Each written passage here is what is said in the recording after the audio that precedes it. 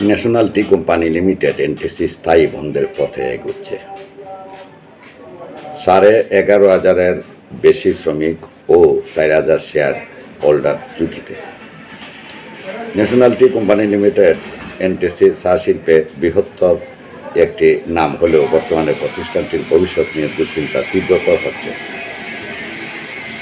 গত 2 মাস ধরে 9 সপ্তাহেরও বেশি সময় ধরে প্রতিষ্ঠানটির শ্রমিকেরা মজুরি পাচ্ছেন না।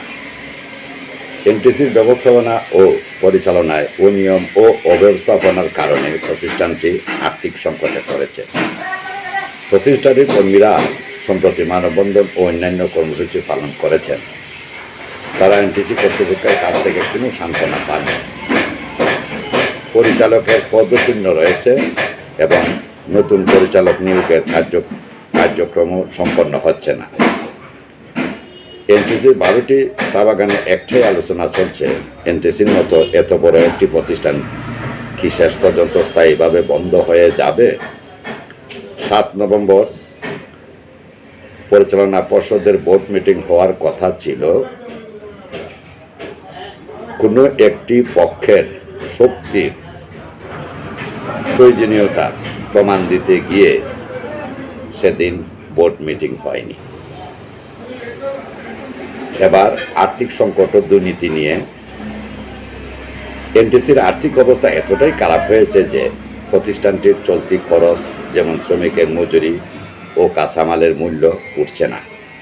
এর ফলে চা উৎপাদন ব্যয়ও মেটানো সম্ভব হচ্ছে না এবং প্রতিষ্ঠানটি বন্ধ হওয়ার আশঙ্কা দেখা দিয়েছে। এর ফলে 11,212 জন শ্রমিক ও 4,000 শেয়ার হোল্ডার ক্ষতির সম্মুখীন হতে পারেন। বিশেষজ্ঞদের মতে এনটিসি কর্তৃপক্ষ যদি সময় মতো দুর্নীতিবাজ কর্মকর্তাদের বিরুদ্ধে কঠোর ব্যবস্থা নিত এবং অতিরিক্ত খরচ কমিয়ে উৎপাদন ব্যবস্থা সঠিকভাবে পরিচালনা করত, তবে প্রতিষ্ঠানটি টিকিয়ে রাখা সম্ভব হতো। তবে বেশ কয়েকটি আত্মঘাতী সিদ্ধান্ত এনটিসির জন্য সমস্যার কারণ হয়ে দাঁড়িয়েছে। দুর্নীতির অভিযোগ ও অব্যবস্থাপনা। প্রতিষ্ঠানটির উচ্চ পর্যায়ের বেশ কিছু কর্মকর্তা যেমন এমডি, সচিব, পার্চেস ম্যানেজার এবং অর্থ প্রদানের বিরুদ্ধে দুর্নীতির অভিযোগ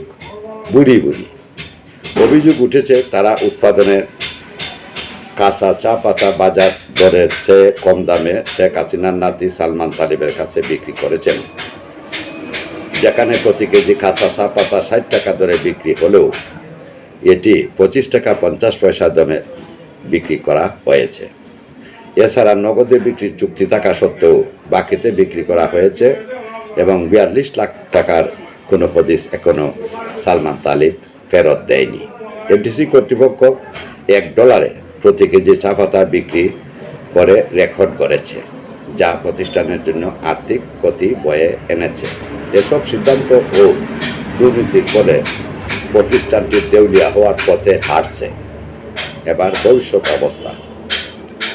বিশেষজ্ঞদের মতে প্রতিষ্ঠানের বর্তমান পরিস্থিতি সামাল দিতে হলে দুর্নীতিবাজ কর্মকর্তাদের বরখাস্ত করে তাদের বিরুদ্ধে আইনি ব্যবস্থা নিতে হবে।